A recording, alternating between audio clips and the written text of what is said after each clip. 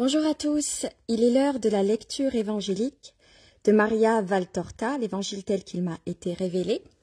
Maria Valtorta qui est ici présente, sur la feuille, pas, enfin en tout cas, peut-être spirituellement mais pas physiquement.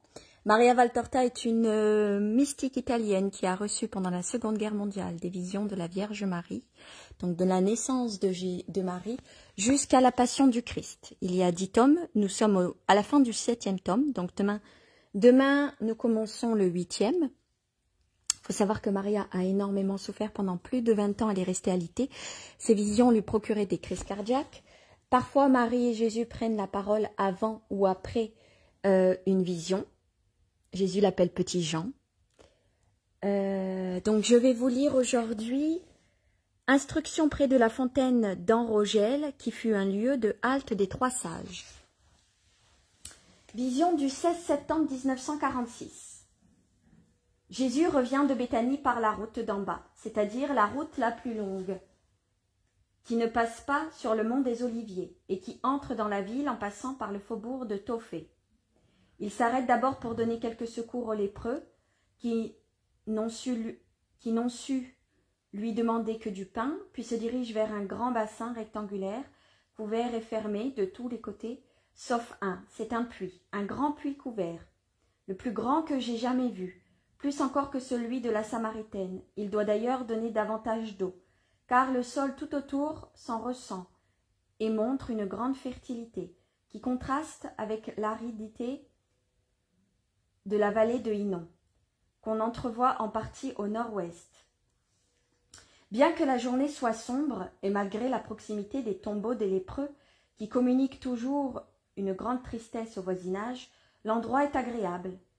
Cela est dû à sa fertilité, certes, mais aussi parce que l'arrière, au nord, s'étendent de vastes jardins, plantés d'arbres de toute espèce. Il y a beaucoup de monde près du puits. Des femmes avec des amphores, des âniers avec des seaux, des caravanes qui partent et qui arrivent, tous puisent de l'eau. Une grande partie du sol est humide à cause des seaux qui débordent, quand on les verse dans les récipients. Voix de femmes paisibles et douces, voix fluettes et perçantes, des enfants, voix graves, rauques, puissantes des hommes, ânes qui braient et chameaux qui blatèrent, couchés sur leur charge, en attendant que le chamelier revienne avec l'eau. Tout cela forme une scène très particulière. Les parties les plus élevées de la ville prennent un aspect spectral dans cette lumière insolite. Tout ça, c'est de l'eau et du vent, déclare Pierre somptueusement avant de demander. Où allons-nous ce soir? Chez l'homme des jardins. Demain, je monte au temple et... Encore? Fais attention à ce que tu fais. Accepte plutôt l'invitation des affranchis dans leur synagogue, conseille Simon le Zélote. Synagogue pour synagogue, il y en a bien d'autres qui ont montré qu'elles désiraient sa présence. Pourquoi eux en particulier? Dit Judas. Parce que ce sont les plus sûrs. Cela va sans dire, réplique Simon le Zélote. Les plus sûrs? Qu'est-ce qui te laisse croire? Le fait qu'ils ont su rester fidèles malgré ce qu'ils ont subi. Ne vous disputez pas. Demain, je monte au temple, je l'ai dit. Pour le moment, restons un peu ici. C'est toujours un bon endroit pour évangéliser. Pas plus qu'un autre, je ne sais pourquoi tu le préfères. Pourquoi, Judas? Pour plusieurs raisons que je donnerai à ceux qui sont rassemblés et pour une autre que je vous partage à vous en particulier. C'est à ce puits de la fontaine d'Enrogel que firent halte, incertains et déçus, les trois sages d'Orient, car l'étoile qui les avait amenés de si loin avait disparu ici. Tout autre homme aurait perdu confiance en Dieu et en soi. Eux prièrent jusqu'à l'aube, près de leurs chameaux fatigués, seuls à rester éveillés, parmi leurs servitures endormies. À l'aube, ils se levèrent pour se diriger vers les portes, défiant le danger d'être pris pour des fous et des fauteurs de troubles, défiant même le danger qui menaçait leur vie. Rappelez-vous, cela se passait sous le règne d'Hérode le sanguinaire, et il suffisait de bien moins que ce que les sages voulaient lui dire pour qu'il décrète leur mort. Mais eux me cherchaient. Ils ne cherchaient pas la gloire, la richesse ni les honneurs. Ils me cherchaient, moi, seulement, un petit enfant, leur Messie, leur Dieu. La recherche de Dieu, parce qu'elle est bonne, donne toujours tous les secours et toutes les hardiesses. Les peurs, les déchéances sont le lot de ceux qui rêvent de bassesse. Eux aspiraient à adorer Dieu. Ils étaient forts de cet amour. Et quelques heures plus tard, celui-ci fut récompensé. C'est ici, pendant la nuit lunaire, que l'étoile réapparut à leurs yeux. L'étoile de Dieu ne fait jamais défaut à qui cherche. Dieu avec justice et amour. Les trois sages, les trois rois mages, ils auraient pu s'arrêter parmi les faux honneurs que leur rendait Hérode, après la réponse des princes et des prêtres, des scribes et des docteurs. Ils étaient si las. Mais ils ne s'arrêtèrent pas, même une nuit, et avant que ne se ferment les portes, ils sortirent pour rester ici jusqu'à l'aube. Puis, ce n'est pas l'aube solaire, mais l'aube de Dieu, qui réapparut pour donner à leur route un éclat argenté. L'étoile les appela par sa clarté, et ils vinrent à la lumière. Bienheureux furent-ils, et bienheureux ceux qui savent les imiter. Les apôtres et Marziam avec Isaac sont tout oui. Ils ont une expression de bonheur sur le visage, comme toujours lorsque Jésus évoque sa naissance. Isaac soupire, sourit à ce souvenir. Il a l'air absent, en extase. Il est loin du lieu et du temps revenu en arrière de plus de 30 années, à cette nuit, à cette étoile qu'il a vue, certainement, au milieu de ce troupeau. Comme ils sont sur une route de grande circulation, d'autres personnes s'approchent et écoutent. Et quelqu'un rappelle la fantastique caravane, la nouvelle qu'elle a apportée et ce qui en suivit. C'est toujours ici un lieu de réflexion. L'histoire se répète inlassablement, mais c'est aussi un lieu d'épreuve pour les bons comme pour les mauvais. Mais toute la vie est une épreuve pour la foi et la justice de l'homme. Je vous rappelle la fidélité d'Ushaya, de Sadoc, d'Ebiatar, de Yehontan et d'Animas, qui partirent ici pour sauver leur roi et furent protégés par Dieu, parce qu'ils agissaient avec droiture. Je vous rappelle un événement relatif à cet endroit à qui tourne mal, car c'est une œuvre injuste, que Dieu ne bénéficie donc pas.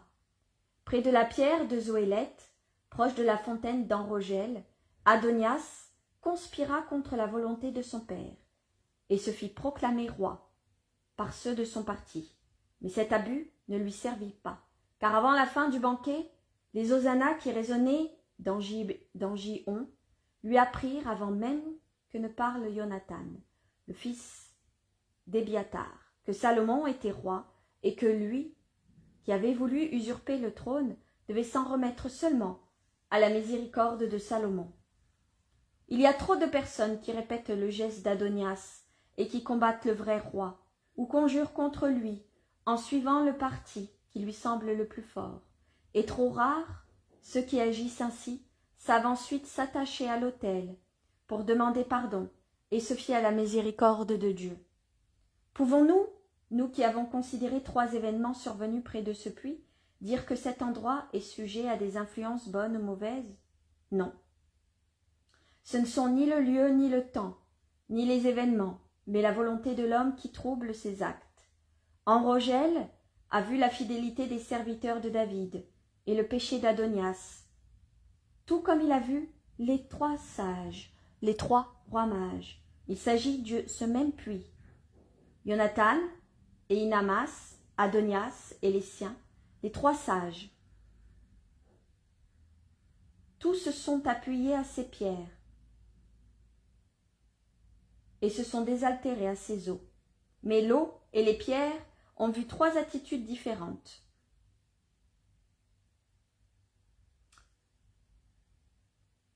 Une fidélité au roi David, une trahison envers David et une fidélité à Dieu et au roi des rois. C'est toujours la volonté de l'homme qui fait accomplir le bien ou le mal. Et sur la volonté de l'homme, la volonté de Dieu, projette les lumières et la volonté de Satan, ses vapeurs empoisonnées. Il appartient à l'homme d'accueillir la lumière ou le poison, et de devenir juste ou pécheur.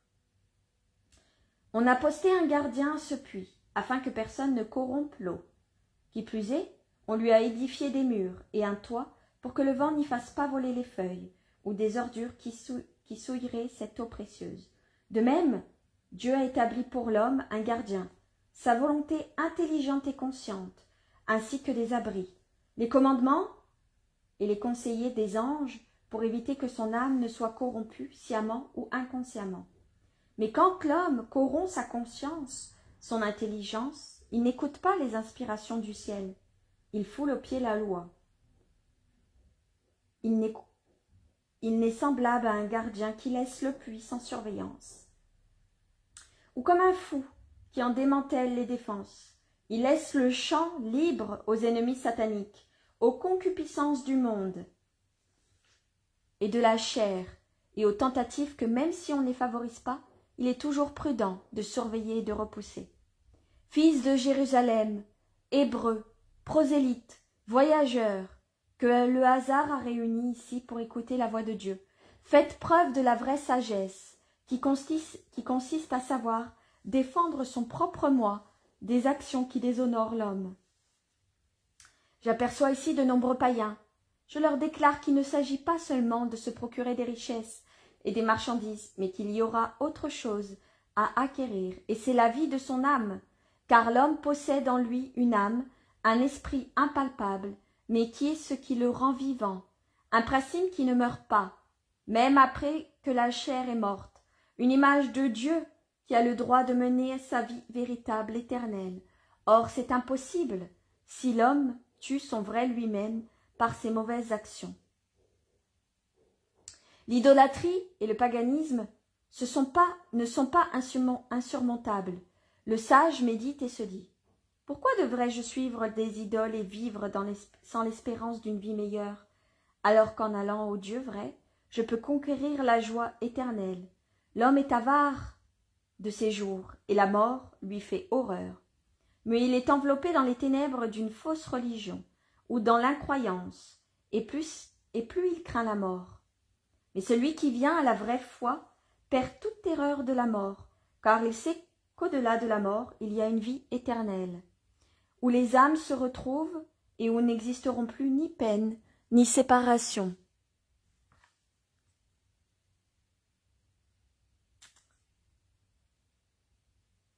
Il n'est pas difficile de suivre le chemin de la vie.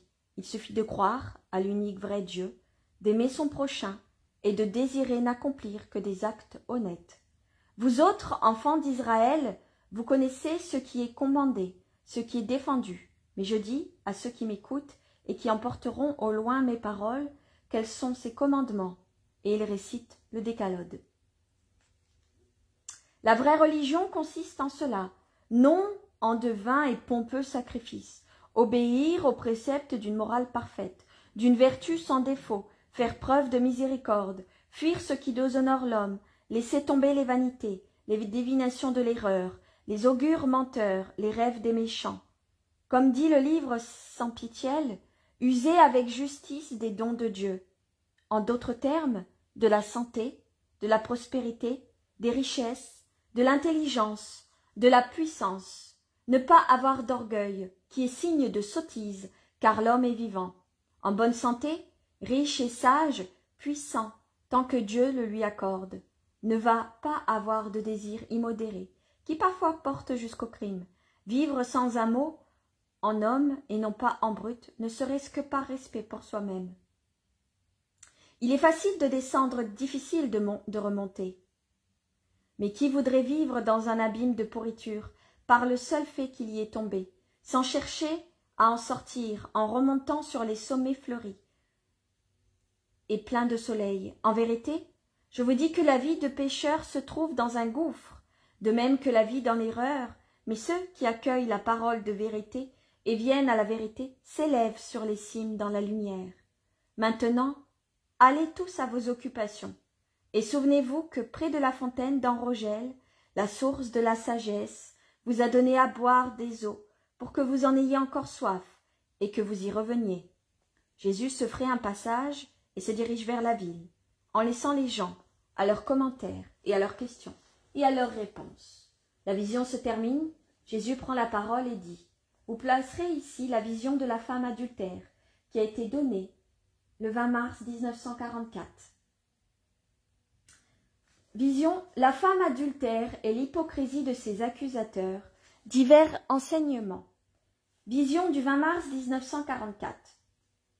Je vois, à l'intérieur de l'enceinte du temple, c'est-à-dire l'une des si nombreuses cours entourées de portiques, Jésus parle à la foule qui l'entoure, bien enveloppé dans le manteau qui couvre son vêtement.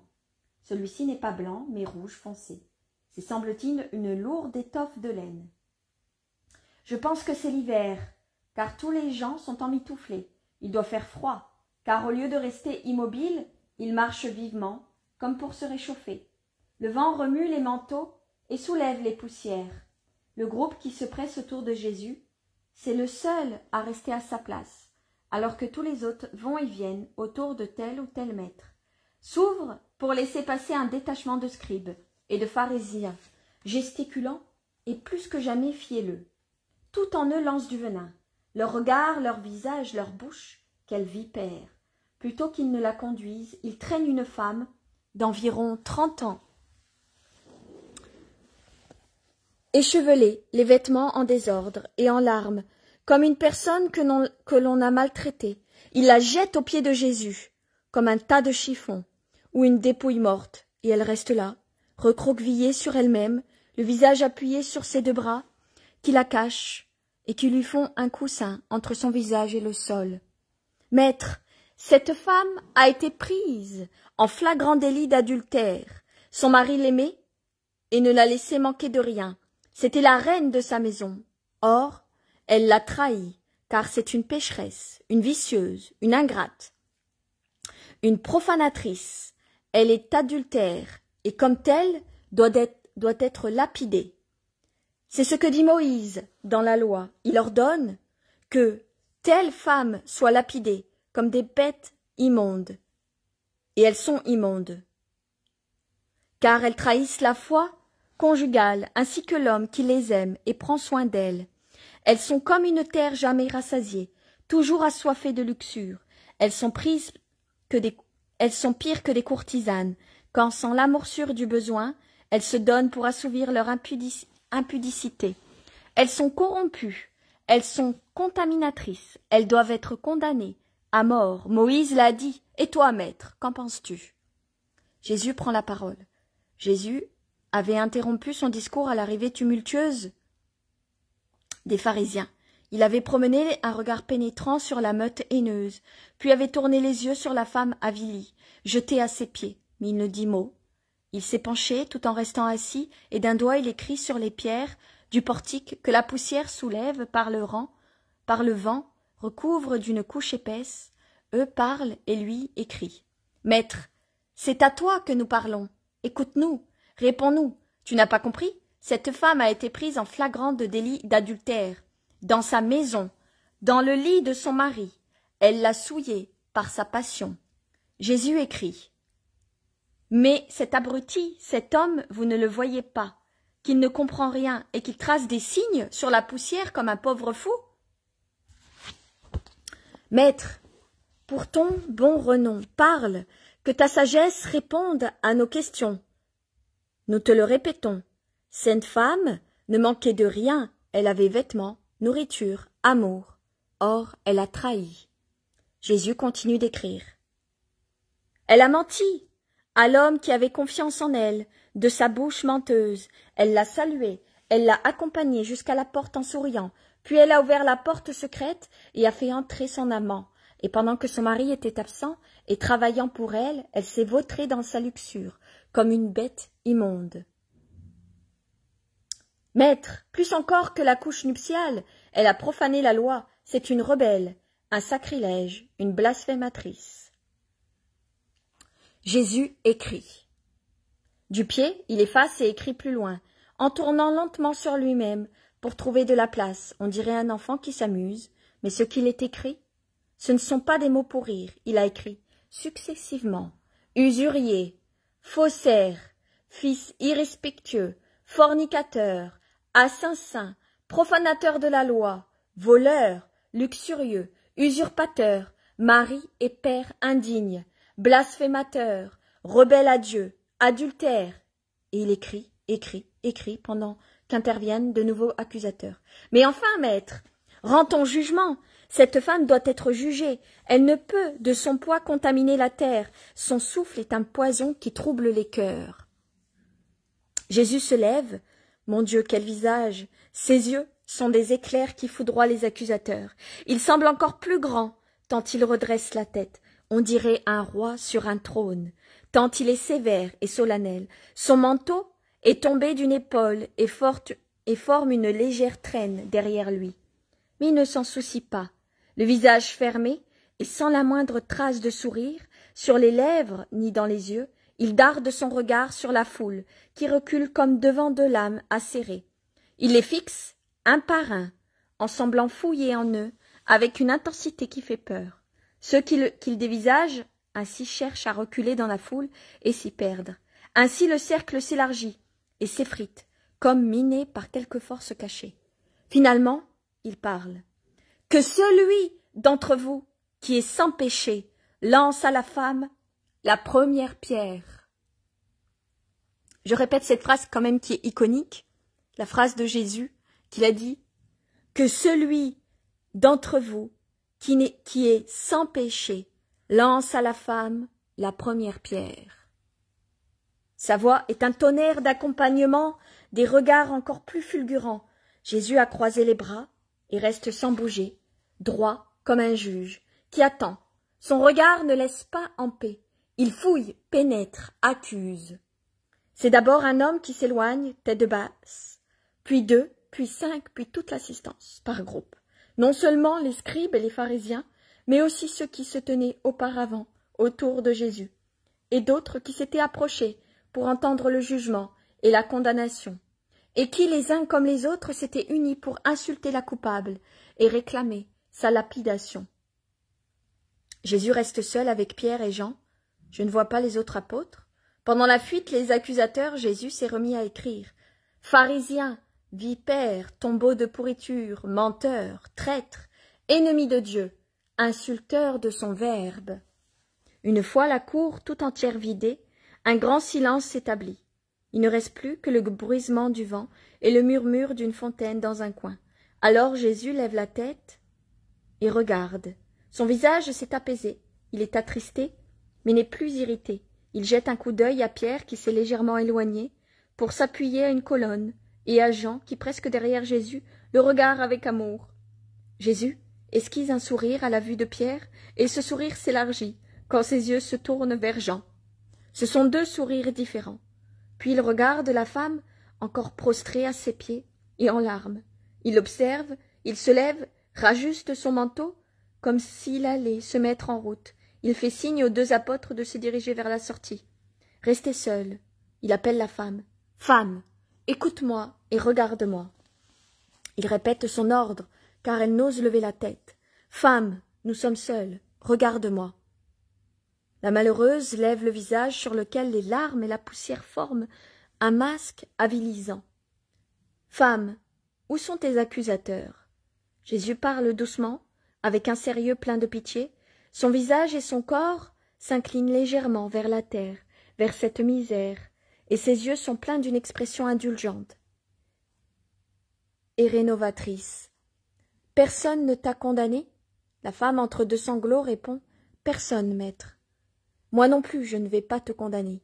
Va et ne pêche plus, rentre chez toi et sache te faire pardonner, par Dieu et par l'offensé. N'abuse pas de la bonté du Seigneur. Va. » Il l'aide à se relever, en la prenant par la main, mais il ne la bénit pas, il ne lui donne pas la paix. Il la regarde s'éloigner, tête basse et légèrement chancelante, sous le poids de sa honte, puis quand elle a disparu, il s'éloigne à son tour, avec les deux disciples. Et la vision se termine. Maintenant que la vision se termine, Jésus prend la parole et parle à Maria Valtorta directement. Jésus dit « Ce qui me blessait, c'était le manque de charité et de sincérité des accusateurs. Non que l'accusation fût mensongère, la femme était réellement coupable, mais il ne manquait de sincérité en se scandalisant d'une faute qu'eux-mêmes avaient commise 1000 fois, et que seule une ruse plus habile et plus grande chance avait permis de garder caché. La femme, à son premier péché, avait moins rusée et moins chanceuse.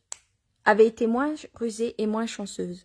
Mais aucun de ses accusateurs et de ses accusatrices, car même si elles n'élevaient pas la voix, les femmes aussi l'accusaient, au fond de leur cœur, n'étaient exemptes de faute. Et adultère celui qui passe à l'acte comme celui qui aspire à l'acte, et le désir de toutes ses forces. La luxure existe aussi bien chez celui qui souhaite pécher que chez le pécheur. Il ne suffit pas d'éviter le mal, il faut aussi ne pas désirer le commettre. Rappelle-toi, Maria, la première parole de ton maître quand il t'a appelé du bord du précipice où tu te trouvais. Il ne suffit pas d'éviter de commettre le mal, il faut aussi ne pas désirer le faire. Oh, elle est belle cette phrase. Je vous la répète. Il ne suffit pas d'éviter de commettre le mal, il faut aussi ne pas désirer le faire. Celui qui caresse des pensées de voluptueuses et provoque des impressions luxurieuses par des lectures, des spectacles recherchés, exprès et par des habitudes malsaines est aussi impur que celui qui commet la faute matériellement. J'ose même dire qu'il est plus coupable, car il va par la pensée contre la nature et pas seulement contre la morale. Je ne parle pas non plus de ceux qui passent à de véritables actes contre la nature. Leur seule excuse est une maladie organique ou psychique. Celui qui n'a pas cette excuse est de 10 degrés inférieur à la bête la plus dégoûtante. Pour condamner avec justice, il faudrait être exempt de faute. Je vous renvoie au dicté antérieur, où je parle des conditions essentielles pour être juge. Le cœur des pharisiens et des scribes ne m'était pas inconnu, ni celui des personnes qui s'étaient unies à eux pour se déchaîner contre la coupable, péchant contre Dieu et contre le prochain. Ils étaient coupables de fautes contre le culte, contre leurs parents, contre leurs prochains, et surtout contre leur épouse. Si par un miracle j'avais ordonné à leur sang d'écrire sur leur front leurs péchés, c'est de loin l'accusation d'adultère que j'ai fait, ou de désir qui aurait dominé. J'ai dit, c'est ce qui vient du cœur qui souille l'homme. Or, à part mon cœur, il n'y avait personne, parmi les juges, qui eût le cœur sans souillure. Non seulement il n'était pas sincère, mais il n'avait aucune charité, pas même le fait de lui ressembler dans la soif du désir de volupté, ne l'y est porté. C'était moi qui faisais preuve de charité envers la femme avilie, moi, le seul qui aurait dû éprouver du dégoût devant elle. Mais rappelez-vous ceci. Meilleur on est, plus on éprouve de la pitié pour les coupables. Je répète la phrase que Jésus a dite. Meilleur on est, plus on éprouve de la pitié pour les coupables. On n'a pas d'indulgence pour la faute elle-même, cela non, mais on a de la compassion pour les faibles qui n'ont pas su résister à la faute. Ah, l'homme, plus qu'un roseau fragile et un délicat liseron, il est facilement dominé par la tentation et porté à s'accrocher là où il espère trouver du réconfort. Car bien souvent, la faute arrive surtout chez le sexe le plus faible, à cause de cette recherche de réconfort. C'est pourquoi je dis que l'homme qui manque d'affection pour sa femme, et même pour sa fille, est 90 fois sur 100 responsable de leur faute, et il répondra pour elle. Aussi bien une sotte affection qui n'est qu'un stupide esclavage d'un homme pour une femme ou d'un père pour sa fille, que l'absence d'affection, ou pire encore une faute de la propre passion qui porte à un mari à d'autres amours, et des parents à des soucis étrangers à leurs enfants, sont des foyers d'adultère et de prostitution, et comme tels sont condamnés par moi. Vous êtes des êtres doués de raison, et guidés par une loi divine et une loi morale. Donc, se rabaisser à une vie de sauvage ou de brute devrait horrifier votre grand orgueil. Mais l'orgueil, qui dans ce cas serait même utile, vous le mettez dans bien d'autres satisfactions. J'ai regardé Pierre et Jean d'une manière différente, car j'ai voulu dire au premier, un homme adulte, « Pierre, toi aussi ne manque pas de charité et de sincérité. En tant que mon futur pontife, rappelle-toi cette heure, et à l'avenir, juge comme ton maître. » Alors qu'au second, un jeune à l'âme encore d'enfant, Je laissais entendre, tu pourrais juger, mais ne juge pas, car tu as le même cœur que moi. Merci, mon bien-aimé, d'être tellement mien, que tu es second moi-même. Et j'ai éloigné ces deux apôtres, avant d'appeler la femme, pour ne pas augmenter son humiliation, par la présence de deux témoins. Apprenez-le, homme sans pitié, si coupable que soit quelqu'un, il faut toujours le traiter avec respect et charité. Ne pas se réjouir de son abaissement, ne pas s'acharner contre lui, pas même par des regards de curiosité. Pitié, pitié pour celui qui tombe. À la coupable, j'indique la voie à suivre.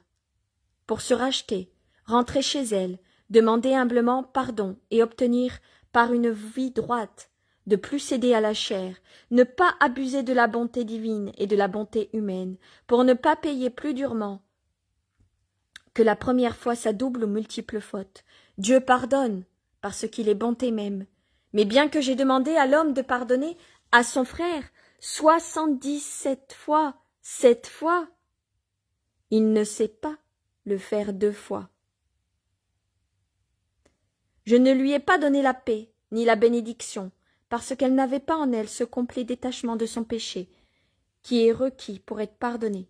Dans sa chair, et malheureusement, dans son cœur, elle n'avait pas la nausée du péché. Marie, Madeleine, Marie de Magdala, après avoir goûté la saveur de mon verbe, avait eu le dégoût de péché, et elle était venue à moi avec la volonté totale d'être une autre. Mais cette femme flottait encore entre les voies de la chair et celles de l'esprit, et dans le trouble du moment, elle n'avait pas encore pu mettre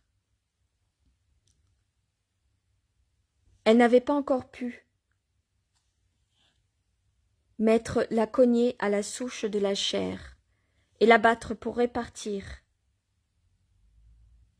mutilée du poids de son avidité vers le royaume de Dieu, amputée de ce qui était pour elle la ruine, mais pourvue de ce qui est le salut. Tu veux savoir si par la suite elle s'est sauvée? Ce n'est pas pour tous que j'ai été sauveur. Pour tous, j'ai voulu l'être, mais je ne l'ai pas été, car tous n'ont pas eu la volonté d'être sauvés. Et cela a été une des flèches les plus pénétrantes de mon agonie à Gethsémani. Quant à toi, Maria, de Marie, va en paix et désire éviter tout péché, même les bagatelles. Sous le manteau de Marie, il n'y a que pureté. Sage t'en souvenir. Je vous lis une troisième vision. Leçon sur la miséricorde en réponse aux objections sur le pardon de la femme adultère. Jésus congédie les disciples sur la route de Béthanie. Vision du 17 septembre 1946. Jésus a rejoint les 10 apôtres et les principaux disciples au pied du mont des Oliviers, près de la fontaine de Siloé. Quand il le voit arriver à pas rapide entre Pierre et Jean, ils vont à sa rencontre, et c'est justement près de la fontaine qu'ils se réunissent. Vous savez, cette fontaine que je viens de vous parler, où cette fontaine, il y avait les 3 rois mages, puis après d'autres rois, et maintenant Jésus, qu'il a dit que c'était une fontaine, soit tout est bon, soit tout est mauvais. C'est une fontaine de grâce, mais tout dépend de votre intérieur spirituel. Et bien, ils sont près de cette fontaine des 3 rois mages que je viens de vous parler, et là, ils vont parler de cette femme que Jésus a dit que celui qui n'a jamais péché lui jette la première pierre. Au début, moi, je croyais que c'était à Marie-Madeleine, en fait, qu'on avait jeté ces pierres. Mais en fait, non. C'est une autre pécheresse, mais je ne savais pas du tout. Montons sur la route de Béthanie. Je quitte la ville quelque temps. Tout en marchant, je vous indiquerai ce que vous devez faire, ordonne Jésus. Parmi les disciples se trouvent aussi Manaën et Timon, qui, rassénérés, ont repris leur place. Il y a aussi Étienne et Hermas, Nicolaï, Jean d'Éphèse, le prêtre Jean, et en somme tous les plus notables pour leur sagesse. À côté des autres hommes, simples, mais si actifs par la grâce de Dieu et leur propre volonté. Tu quittes la ville? Il t'est arrivé quelque chose? Demandent certains. Non, mais on m'attend ailleurs aussi. Qu'as-tu fait ce matin? J'ai parlé, j'ai expliqué les prophètes.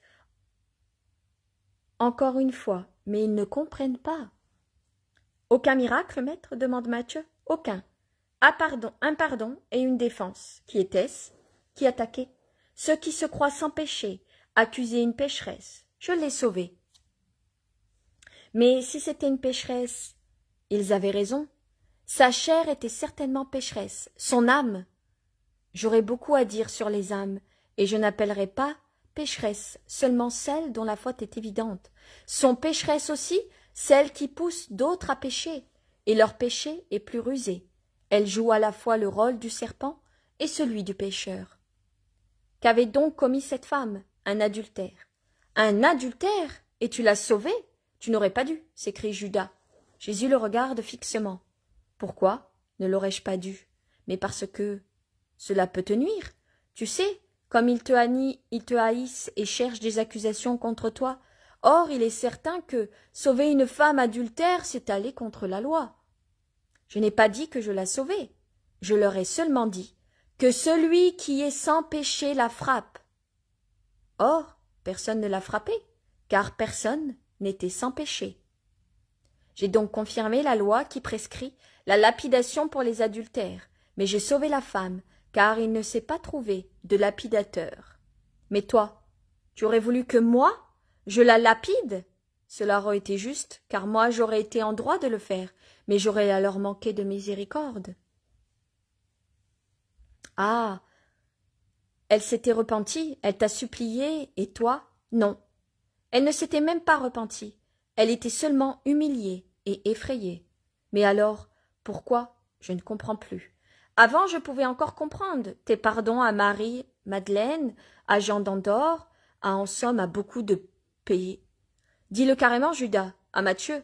Moi, je m'en formalise pas. Au contraire, je te suis reconnaissant si tu m'aides à me rappeler ma dette de reconnaissance envers mon maître, interrompt Matthieu, avec calme et dignité. Eh bien oui, même à Matthieu. Même eux s'étaient repentis de leurs péchés, de leur vie de désordre. Mais elle, je ne comprends plus. Et je ne suis pas le seul à ne pas comprendre. Je le sais. Tu ne comprends pas, Judas. Tu m'as toujours peu compris. Et tu n'es pas le seul. Mais cela ne modifie en rien ma façon d'agir. Le pardon ne doit être accordé qu'à ceux qui le demandent. Ah, si Dieu devait pardonner seulement à ceux qui le demandent et frapper aussitôt celui dont la faute n'est pas suivie de repentir. Tu ne t'es jamais entendu pardonner avant de t'être repenti? Peux-tu vraiment affirmer que c'est parce que tu t'es repenti que tu as été pardonné? Maître, moi, écoutez-moi tous, car plusieurs d'entre vous vous estimant que je me suis trompé et que Judas a raison. Il y a ici Pierre et Jean. Ils ont entendu ce que j'ai dit à la femme. Et ils peuvent vous le répéter. Je n'ai pas fait preuve de sottise en pardonnant. Je ne lui ai pas parlé, comme aux autres âmes auxquelles j'ai pardonné, parce qu'elles s'étaient pleinement repenties. Mais j'ai donné à cette âme la possibilité et le temps d'arriver au repentir et à la sainteté, si elle le veut. Souvenez-vous-en, quand vous serez les maîtres des âmes. Pour pouvoir être de vrais maîtres et en être dignes, deux conditions sont essentielles. La première, mener soi-même une vie austère pour pouvoir juger sans hypocrisie, de condamner, chez l'autre, ce que l'on se pardonne à soi-même. La seconde, être patient et miséricordieux pour donner aux âmes la possibilité de guérir et de se fortifier. Toutes les âmes ne guérissent pas instantanément de leurs blessures. Certaines n'y parviennent que par étapes successives, parfois longues et susceptibles de rechute. Les chasser, les condamner, les effrayer, ce n'est pas l'art du médecin spirituel. Si vous les chassez loin de vous, elles retourneront se jeter par contre-coup dans les bras des faux amis et des faux maîtres. Ouvrez toujours vos bras et votre cœur aux pauvres âmes, qu'elles sentent en vous un vrai et saint confident, sur les genoux de qui elles n'avaient pas honte de pleurer. Si vous les condamnez en les privant du secours spirituel, vous les rendez de plus en plus malades et faibles. Si elles ont peur de vous et de Dieu, comment pourraient-elles lever les yeux vers vous et vers Dieu? C'est l'homme que l'homme rencontre comme premier juge. Seule la personne qui mène une vraie vie spirituelle sait rencontrer Dieu en premier. Mais la créature qui est déjà arrivée à vivre spirituellement ne tombe pas dans les fautes graves. La partie humaine peut encore avoir des faiblesses, mais l'esprit qui est fort veille et les faiblesses ne deviennent pas des fautes graves. Tandis que l'homme, qui est encore essentiellement chair et sang, pêche et rencontre l'homme. Or, si l'homme qui doit indiquer Dieu et former son âme lui inspire la peur, comment le coupable peut-il s'abandonner à lui? Et comment peut-il dire « Je m'humilie car je crois que Dieu est bon et qu'il pardonne » s'il voit qu'un de ses semblables n'est pas compatissant? Vous devez être le terme de comparaison, la mesure de ce qu'est Dieu, comme une piécette est la partie qui fait comprendre la valeur d'un talent. Mais si vous vous montrez cruel envers les âmes, vous, les piécettes, qui êtes une partie de l'infini, et le représentez, qui croit-il qu'est Dieu? Quelle dureté intransigeante imagineront-elles de lui? Judas, toi qui juges avec sévérité, qui, en ce moment, je te disais, je vais te dénoncer au sang et drain pour pratique de magie, pour pratique magique. Si en ce moment je te disais ceci, je vais te dénoncer au sang et drain pour pratique magique. Seigneur, tu ne ferais pas cela, ce serait, tu sais que c'est, je sais, et je ne sais pas. Mais tu vois, comment tu me demandes aussitôt pitié pour toi? Et tu sais qu'il ne condamnerait pas, car... Que veux-tu dire, maître? Pourquoi tu dis cela? Proteste Judas très agité, en interrompant Jésus.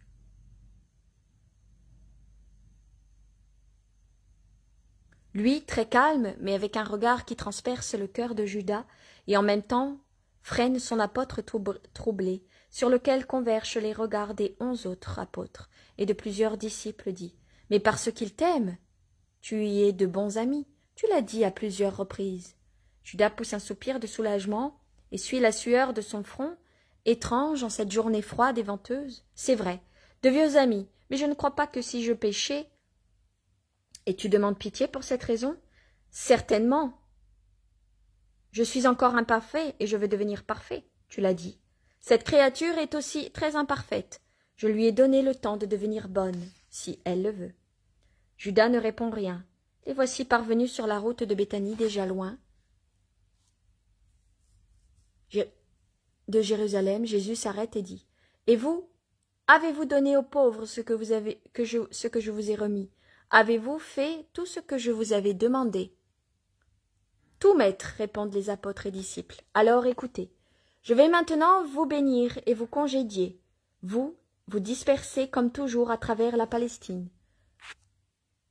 Vous vous réunirez de nouveau ici pour la Pâque. Soyez bien présents à ce moment-là.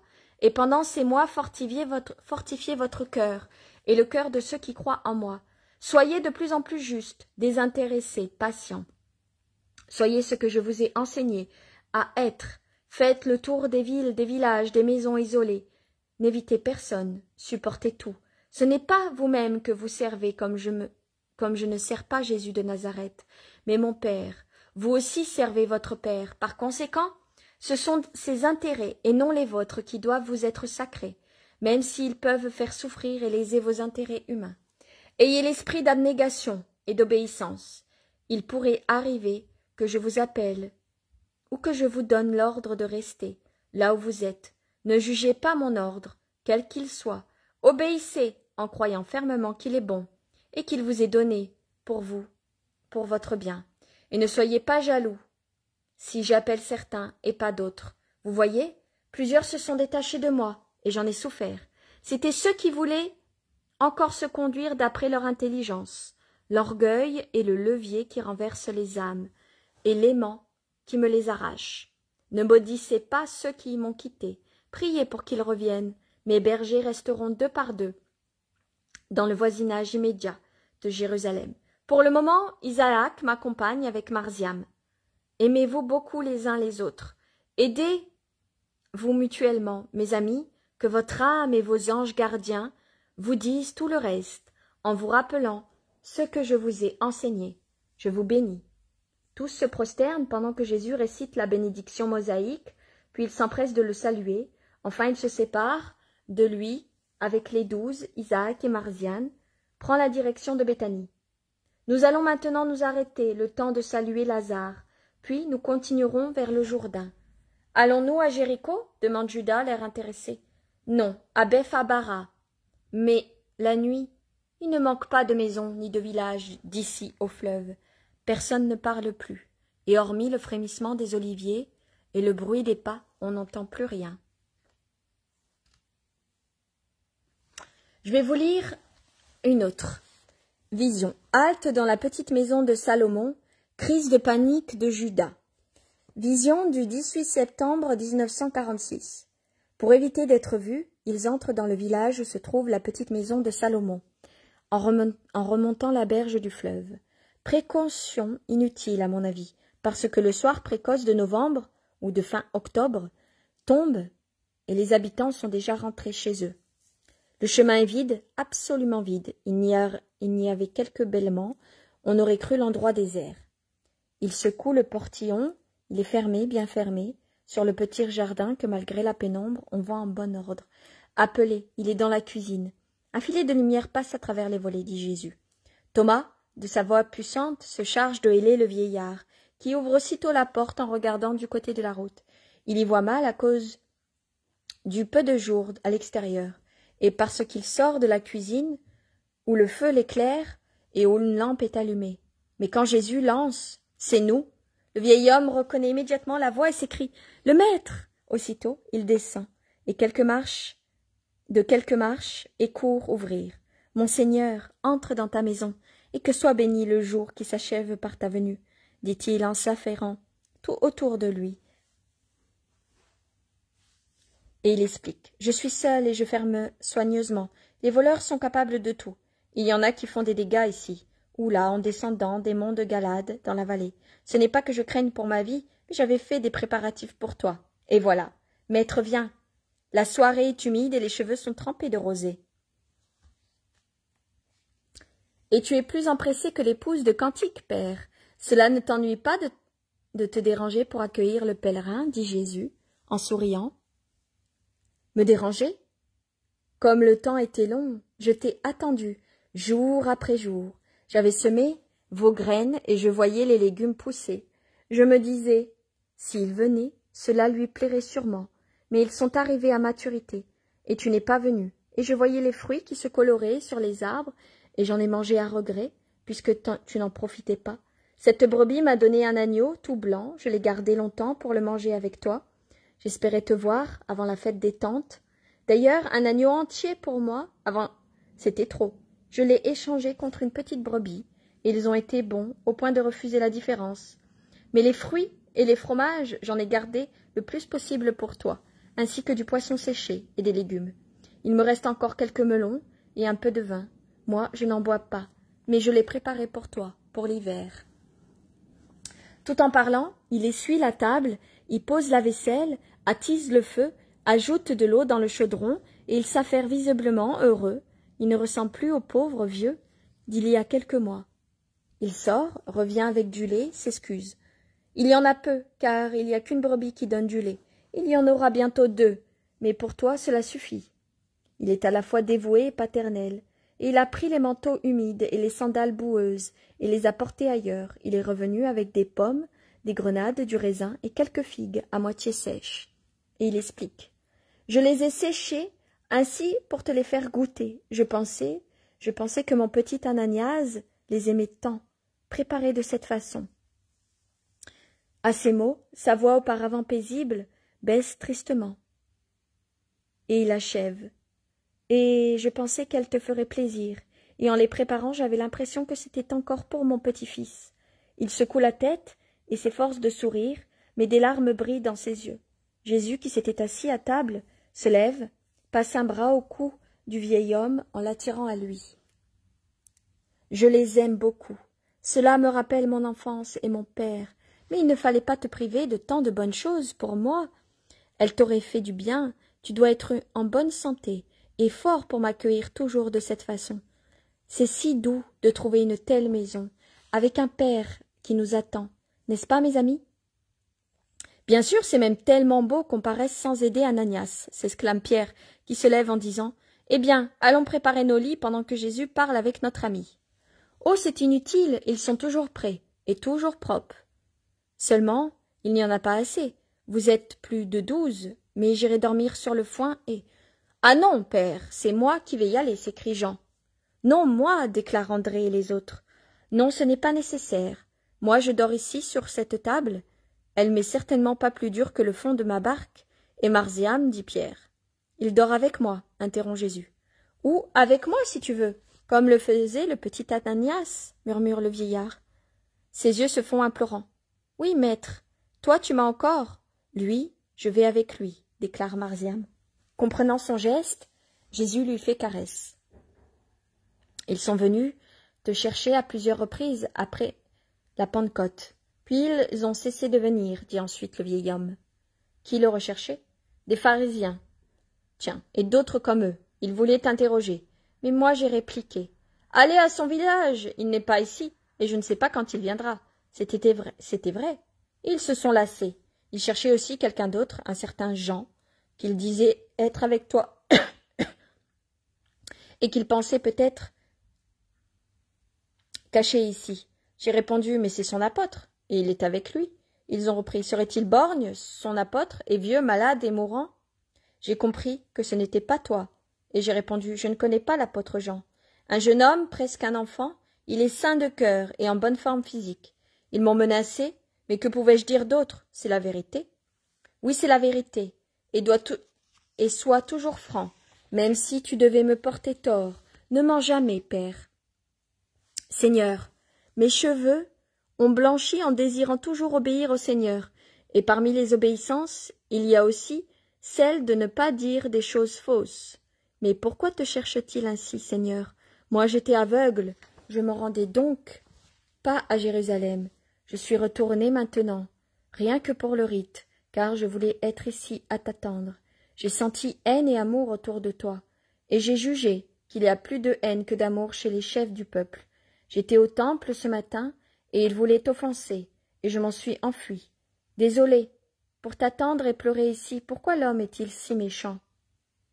Parce qu'il a tué son âme, et avec son âme la capacité de sentir le remords, d'être injuste. C'est vrai. Et il te cherche pour te faire du mal? Oui. Oui? Israël veut donc nuire à son roi? Quelle horreur! Israël se condamne au châtiment annoncé par les prophètes. Ah, je suis content maintenant que mon fils soit mort, et je voudrais mourir moi aussi pour ne pas voir le péché d'Israël. Un grand silence s'établit, on n'entend que le crépitement du bois dans le feu. Mais parlons d'autre chose, on ne parle que de mort, de haine et de trahison. Assez, assez, je ne peux plus entendre, vocifère Judas. Il est bouleversé, nerveux, il a les yeux torves, et il gesticule dans la cuisine, remuant les jambes, les bras et tout son corps. Judas a raison, approuvent certains. Mais ne pas vouloir entendre ne sert à rien. Ce qu'il faut, c'est ne pas consentir, dit Jésus, avec son geste résigné d'ouvrir les mains, les pommes tournées vers là-haut, au-dessus de la table rustique. Et je vous répète la phrase que Jésus a dite et qui est très importante. Mais ne pas vouloir entendre ne sert à rien. Ce qu'il faut, c'est ne pas consentir. Que veux-tu dire, consentir? Qui consent à cela? Judas agite les mains presque sur le visage de Jésus en se penchant comme s'il se jetait sur la table pour atteindre le maître. Qui? Tous ceux qui rêvent déjà de me voir périr dans mon sang? Sang de ton Messie? Sang sur toi? Sang sur la terre qui ne veut pas de son Seigneur? Sang plus resplendissant que ses flammes? Sang, feu dans la glace et les ténèbres d'un monde criminel? Il espère tuer la lumière en lui enlevant son sang. Mais la lumière, c'est l'âme. Le sang est encore à la matière. La matière alourdit l'esprit. Le sang, sur une plaque de mica, affaiblit la lumière, n'est-ce pas? Ce bois n'éclairait pas jusqu'au moment où il est devenu flamme, et ses résines, en s'embrassant, se sont changées en splendeur, formant maintenant une lumière incandescente. En vérité, je vous dis que, de la même façon, quand tout sera accompli, et que le sang et la chair auront été consumés par le sacrifice, alors, comme ce feu qui maintenant tout changé en lumière, mon esprit flamboiera plus que jamais sur le monde, et je serai plus que jamais lumière, une lumière telle qu'elle m'éblouira et qu'elle éblouira pour toujours ceux qui la haïssent et ont voulu la tuer. La lumière telle qu'elle fera fondre les portes d'or et des cieux, fermées à l'humanité depuis tant de siècles, et le ciel s'ouvrira aux justes, une lumière telle qu'elle percevra des pierres, qui forment la voûte de l'abîme, et d'horribles feux de l'enfer deviendra une atrocité extrême sous l'éclat de mes rayons. Et malheur, malheur, malheur à ceux qui auront dressé des embûches à la lumière. Sang et lumière, ils seront tous devant eux, jusqu'à les rendre fous et désespérés, des démons. Jésus qui s'était levé en disant en vérité et avait fait peur tant il était imposant, ainsi n'auréole par les flammes du foyer, dans la basse cuisine, aux mœurs sombres, s'assied et se tait. Tous se regardent les uns et les autres, tous sauf Judas, que la vue du bois qui flambe semble hypnotiser, épouvanter. Sa terreur lui donne un masque atroce, une pâleur verdâtre et livide, sur lequel le feu de bois lance des reflets rougeâtres. Il me rappelle son visage effrayant, du vendredi saint. Puis il se tourne brusquement et crie « Mais tais-toi donc, tais-toi! Pourquoi nous tourmentes-tu » Et il sort en claquant la porte. C'est sa manière de faire, c'est vrai, mais il t'aime beaucoup. Il souffre d'entendre certains mots, dit Thomas, qui conclut. Il nous faut bien mal à nous, il nous faut bien mal à nous aussi, mais nous sommes moins. Étrange, oui, disons, étrange. Tout reste silencieux. Jésus lui-même se tait. Les légumes sont cuits, le lait est chaud, signale Ananias, intimidé en parlant au bas, comme s'il n'osait dire cette banalité, après une telle à la garde. « Appelez Judas, et dis non, ordonne Jésus. » Jean sort pour appeler son compagnon, et il rentre, Judas le visage tourmenté, sans le moindre signe d'apaisement. Il s'assied cependant à table et se lève avec les autres quand Jésus offre et bénit, mais il le regarde par en dessous quand Jésus fait départ en gardant pour lui la dernière. Tout le monde voudrait dissiper la tristesse qui règne dans la pièce, personne n'y parvient, jusqu'à ce que Jésus lui-même s'adresse au vieillard pour lui demander si le hameau et les alentours ont accueilli la parole du Seigneur. « Oui, oui, maître. Et vraiment bien mieux que ce que l'autre rive, à mon avis, tu sais. Le souvenir de Saint Jean-Baptiste est très vif ici, et ses disciples, qui sont maintenant les tiens, le gardent éveillé, et ils te mettent en lumière, en moyen de ces paroles. Et puis ici, en Pérée et en Décapole, il y a peu de pharisiens. Par conséquent, et la vision se termine. Bon, je vais vous laisser. Je vous ai lu la lecture des évangiles. Je vous dis à tout à l'heure à 15h pour le chapelet et les neuvaines. Que Dieu vous accorde sa paix et Jésus et Marie leur miséricorde. À tout à l'heure, bisous.